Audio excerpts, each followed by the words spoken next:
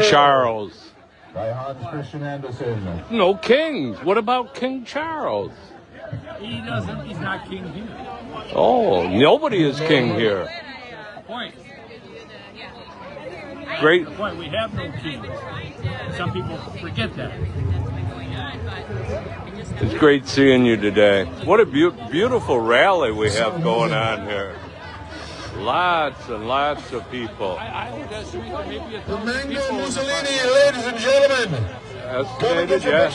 Yeah. With the chicken taco, Cheetolini. Down on the ground, what's that? Did you get a picture of the Emperor with his new clothes? Orange. I did now. Adolf Twickler. Benedict Donald, the Fanta Fuhrer. Cheeto Benito, Dr. Donald, he's here for you. Who's the commander-in-chief? The Tangerine Tyrant and the First Felling.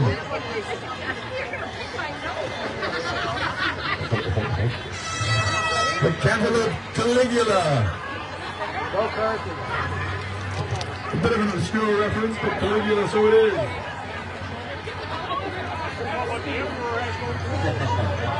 Oh, Epstein style. The neo-fascist De Niro? The neo-fascist Nero is here. All right, it's time. I'm about to read the Emperor's new clothes, and I say this with all serious, folks.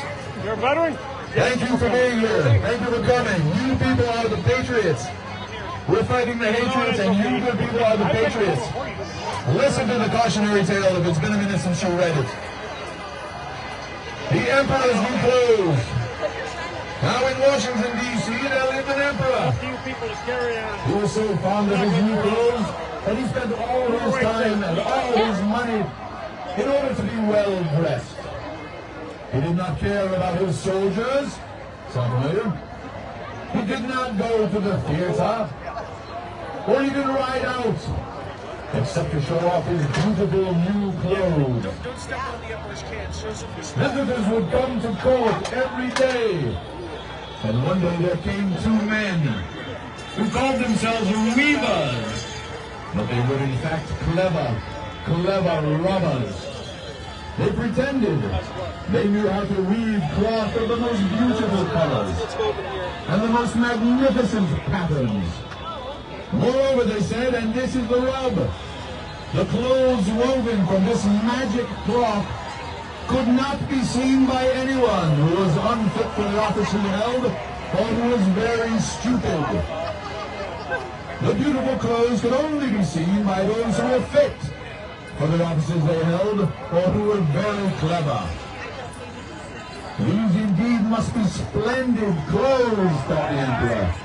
If I had a suit made of this magic cloth, I could find out at once what men in my kingdom are not good enough for the positions they hold, and I should be able to tell who is wise and who is foolish. This stuff must be woven for me immediately. And so he ordered large sums of money to be given to both weavers in order that they might begin their work. After some little time had passed, the Emperor said to himself, I should like to know how the weavers are getting along with my cloth.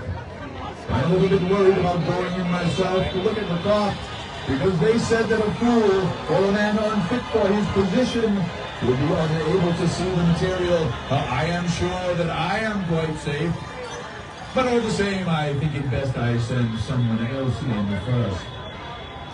All the people throughout the city had already heard of the wonderful cloth and its magic, and all were anxious to learn how wise or how stupid their friends and neighbors might be.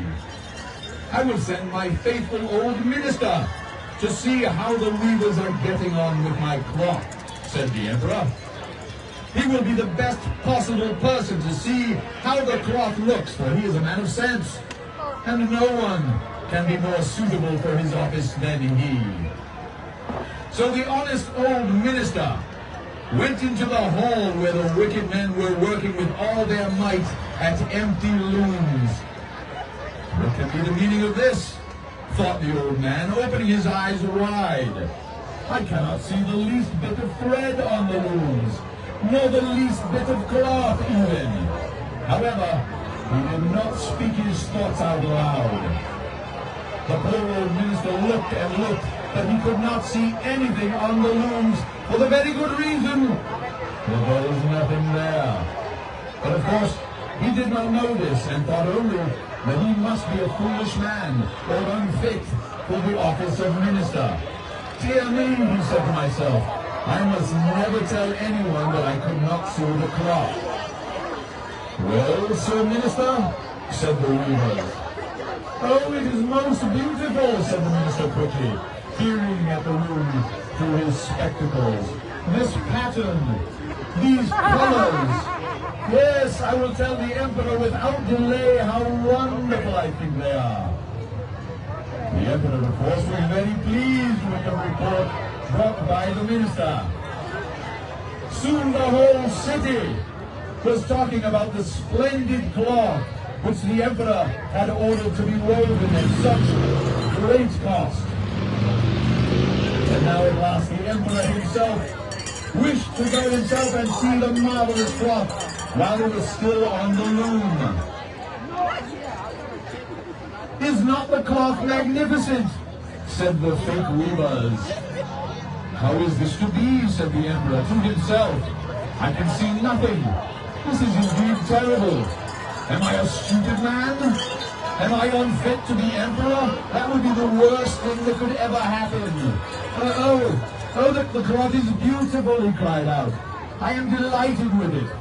And he smiled most charmingly, for on no account would he ever say that he could not see the cloth. All his followers strained their eyes, hoping to see something in the looms, but they could see no more than any of the others could. Nevertheless, they all exclaimed, "Oh, how beautiful!"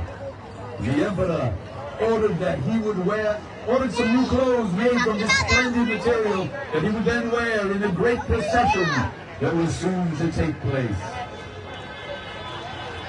Soon the wicked weavers announced the magic clothes were ready. How splendid His Majesty looks in his new clothes, and how well they fit! Everyone cried out, "What a design! What colors! These are indeed royal robes!" Soon the day of the great procession arrived. "I am quite ready," said the emperor. "Do my clothes fit well?" The lords of the court all agreed 'twas a most handsome outfit. They could never for a moment let anyone think that they were stupid or unfit for their office. So now the emperor walked under his high canopy in the middle of the procession right through the streets of his capital city. And all the people standing by and those at the windows cried out, "Oh, how beautiful are our emperor's new clothes, with a magnificent train, and how gracefully the scarf hangs." In fact, no one would admit that he could not see the clothes, which everyone seemed to think so beautiful, for fear that he would be called a simpleton or unfit for his office. Never before had any of the emperor's clothes caused so much excitement as these. But, cried one little child, "The emperor has nothing on at all." "The child tells the truth," said his father. And so it was that what the child said was whispered from one to another until all knew, and they cried out together, "But he has nothing on at all."